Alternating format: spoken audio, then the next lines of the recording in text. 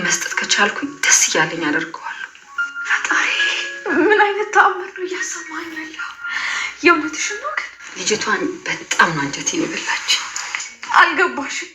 በጣም ትልቅ ነገር እኮ ነው እየነገርሽኝ ያለሽ። እንዲያውም መጡ መሰለኝ፣ ድምፅ እየሰማኝ ነው። በቃ ትተዋወቂያቸዋለሽ። መጡ። ሁሌም በሰው ደስታ ምትኖር ልጅ፣ እችን መልካም ልጅ ያገናኘኝ አምላክ ተመስገን። የኔ ልጅ አሁን መጥቼልሻለሁ።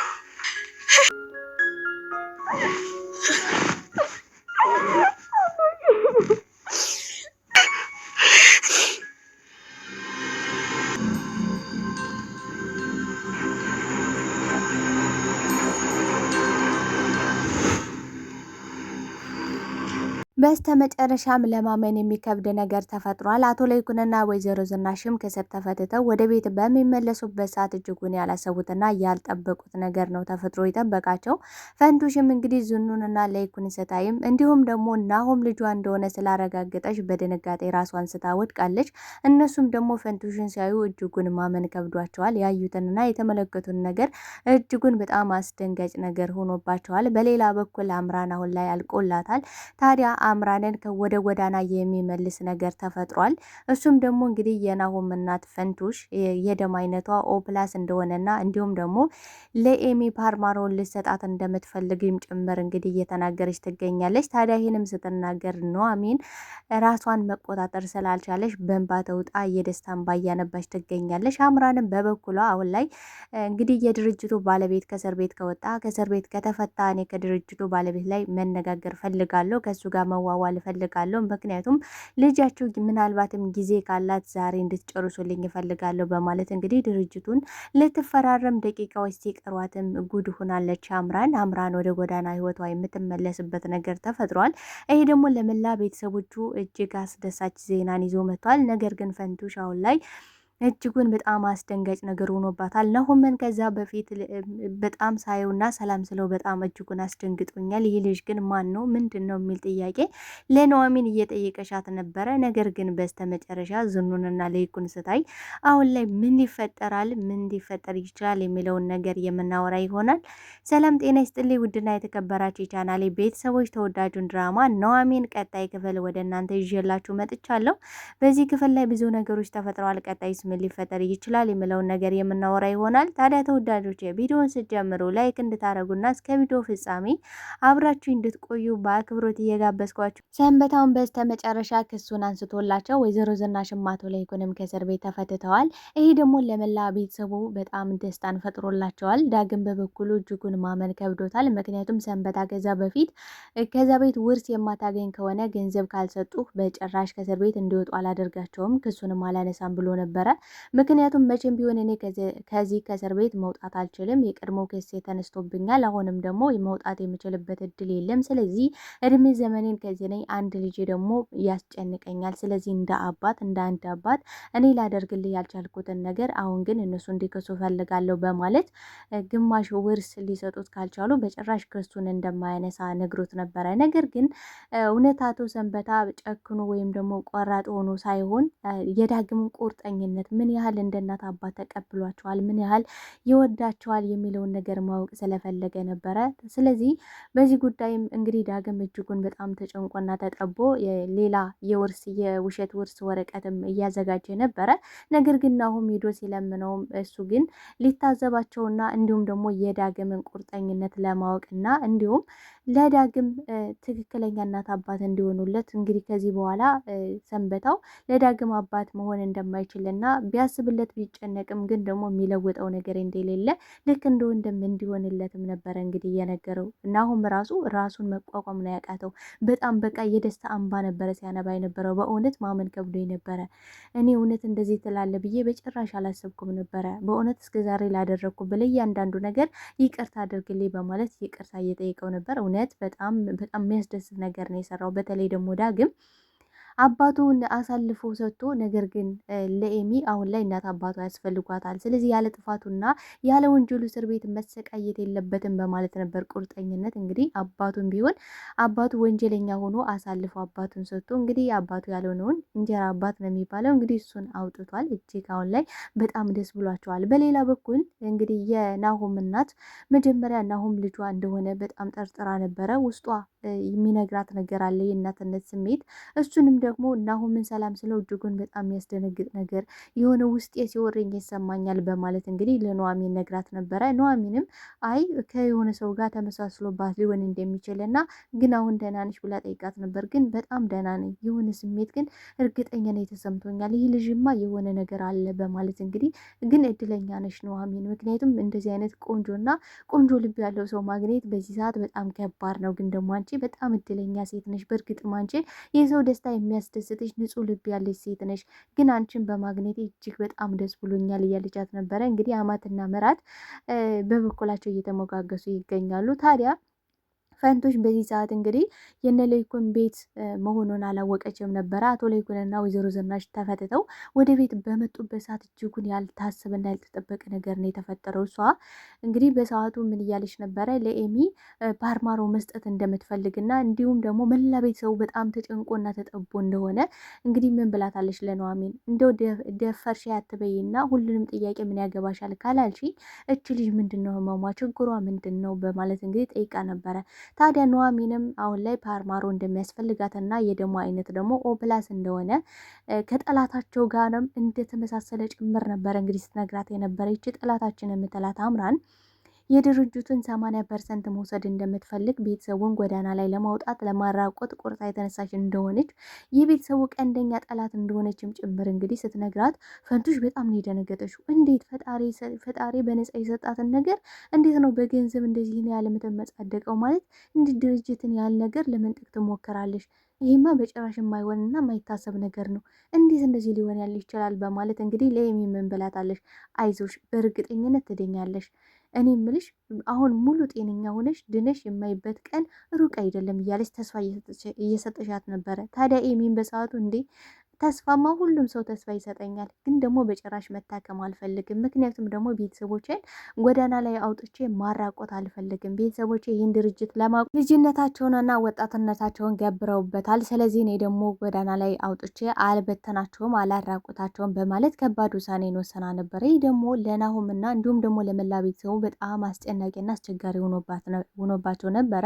ታዲያ አሁን ላይ አምራንም እንግዲህ ለይኩን ከተፈታ ከድርጅቱ ባለቤት ጋር ቁጭ ብዬ ማውራትና መነጋገር ፈልጋለሁ፣ ከሱ ጋር መዋዋል ፈልጋለሁ በማለት እንግዲህ ናሆምን እያስጨነቀሽው ነበረ። ናሆምን በሰዓቱ እጅጉን በጣም ግራ ስለገባው ኤሚ በጣም ስላስጨነቀሽው ለአምራን 20% ብቻ እንደምትወስድ አድርገሽ ለኤሚ ንገሪያት በማለት እየለመናት እየተማጸናት ነበረ። እሷ ግን ልታደርግ እንደማትችልና አፋቸውን መዝጋት እንደነበረባቸውም ጭምር እየነገረችው ነበረ።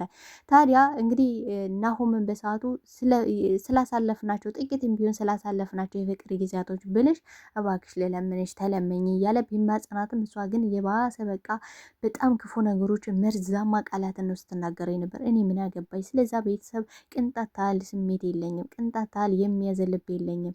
እኔ ጎዳና ላይ በወጣሁበት ሰዓት እና እንዲሁም ደግሞ አንተ በዛ ሰዓት በእርግጥ እውነቷን ነው። ምክንያቱም እንግዲህ አሁን በዛ ሰዓት ተናዶ ምን አድርጓል? የእግሯን ጫማ ሳይቀር እንኳን አስወልቋታል። መኪናውን የቀረ እጥብ አድርጎ ነው እንግዲህ ጎዳና ላይ እያሰጣት። ስለዚህ አንተ ያን አድርገሃል በሰዓትና በጊዜ። ስለዚህ ደግሞ አሁን ላይ የኔ ጊዜና የኔ ሰዓት ነው፣ እንደፈለግኩ አሁን ላይ እኔ መጠቀም እችላለሁ። አንተ ለእኔ እንዳላዘናችሁልኝ ሁሉ አሁንም ደግሞ ለእናንተ የሚያዘለብ የለኝም። አባትህ እኮ አንድ ክፍል ላይ ዘግቶ ሲያሰቃየኝ የነበረ ሰው ነው። ስለዚህ ምንም አይነት የሚያዘለብ የለኝም እያለች አሁን ላይ በእርግጠኝነት የያዘችው በቀል ነው። ታዲያ አምራን በጣም አበዛችው። በጣም በቃ ራሷን አሁን ላይ ራሷን ጎዳና ላይ እንዲሁ ልታገኘው ግን ደግሞ በጣም አብዝተው ነበረ። ፈጣሪ የሰጣትን በነፃ መስጠት እንኳን ባትችል ግን ደግሞ ገንዘብ ስለምትወድና ገንዘብ ስለምትፈልግ የሰጧትን ገንዘብ ቢያንስ ጠቀም ያለ ገንዘብ መጠየቅ ትችል ነበረ። 80% ድርጅቱን እድሜ ዘመናቸውን ህይወታቸውን ሙሉ የገበሩበትን ገንዘብ ምንም ሳትለፋበት ምንም ሳትደክምበት በነፃ ልውሰድ ማለት በጣም ከባድ ነው። ታዲያ ናሆምን እኔ እናንተ ለስራ እንደተገናኘን አድርገ ቁጠረው እያለች ጭራሽ እንደ ስራ አይተው እየነገረችው ነበር። አሁን ላይ ደግሞ በጣም ብዙ ገንዘብ እንደሚያስፈልጋት እና በችኮላ ቶሎ በስሟ እንዲዞርላትም እየጠየቀች ነበረ። ነገር ግን በስተመጨረሻ አምራን ተዋርዳለች። አምራን ባዶዋን ቀርታለች። የቋመጠችለትን ገንዘብ በድጋሚ ሳታገኘው ከስራለች። በጣም እጅግ በጣም አስደሳች ነገር ነው።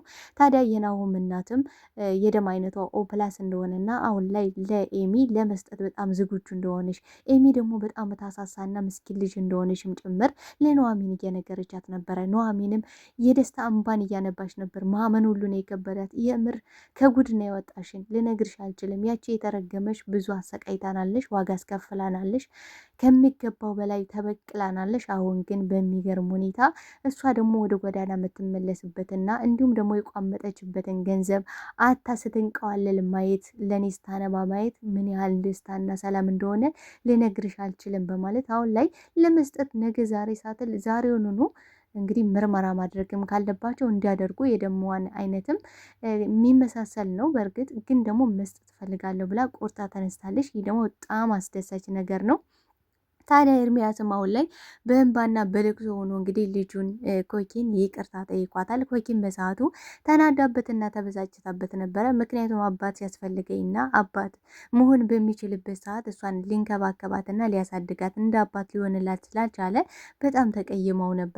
እሱም ደግሞ አሁን ላይ ተመልሻለሁ፣ ተለውጫለሁ፣ ስለዚህ ይቅር በይ በማለት ይቅርታ አድርጋለታል። ከዚህ በኋላም ሊክሳት እንደሚፈልግና ከእናቷ ጋር አብሮ መኖር እንደሚፈልግም ጭምር እንግዲህ ሲናገር ኑሐሚንም ማመን የከበዳት እንዲህ የሚገርም ለውጥ ነው ኤርሚያስ እያየው ያለ። የምር ግን ኤርሚያስ ነ ማለት በስሜታዊ ነገር አይደለም እየወሰንክ ያለው አይደል ስትለው፣ በጭራሽ በስሜት አይደለም። ምናልባትም እስከ ዛሬ የሰራኋቸው አጻቴና ወንጀሌ ምናልባት በዚህ ሊካካስልኝ ይችላል። አምላኬ ግን ሁለተኛ እድል ሰጥቶኛል፣ ልጄንም ይቅር ብላኛለች በማለት አሁን ላይ ልጁን የምትፈልገውን ነገር ለማድረግ ዝግጁ እንደሆነ እንግዲህ የኮኬ እናትም እስር ቤት ሰው ፈንግታ እስር ቤት እንደገባችም ጭምር ኤርሚያስን በጣም ተወደውና ታፈቅረው እንደነበረ ኤርሚያስም እንግዲህ በሰዓቱ ምንድነው ሲናገር የነበረ እኔ ማንንም ሰው ወድጄ ማፍቀር የማላውቅም ነበረ።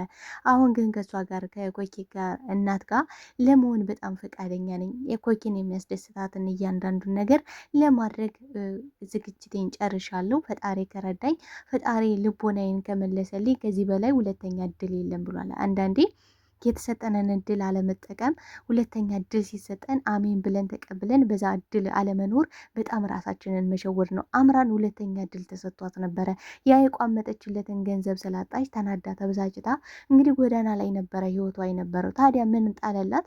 ኤሚ ታመመችና ኤሚ ፓርማሮ ስለሚያስፈልጋት የምትፈልጊውን ያህል ገንዘብ እንስጥሽ፣ አንቺ ደግሞ ጥሩ ሰው ሆኝልን፣ ልጃችንም አደኝልን ብለው ወደ ህይወታቸው መልሰው ሲያመጧት እሷ ግን በጣም አብስታ አንቅጭቅ ቅዣት አቅለበለባት። ታዲያ አቅለበለባት አሁን የመጨረሻ ዋጋ እንድትከፍልና ለአንዴና ለመጨረሻ ከዚህ ቤተሰብ ከህይወታቸው ወጥታ ወደ ጎዳና ህይወቷ የምትመለስበት ነገር ተፈጥሯል። አምራን ደች ይበልታለች። ከዚህ በኋላ ምን ይሰማታል? አምራን ይህን ነገር ስትሰማ ምን ሊሰማት ይችላል? እስኪ ሀሳባችሁን አሳውቅኝ ተወዳጆች።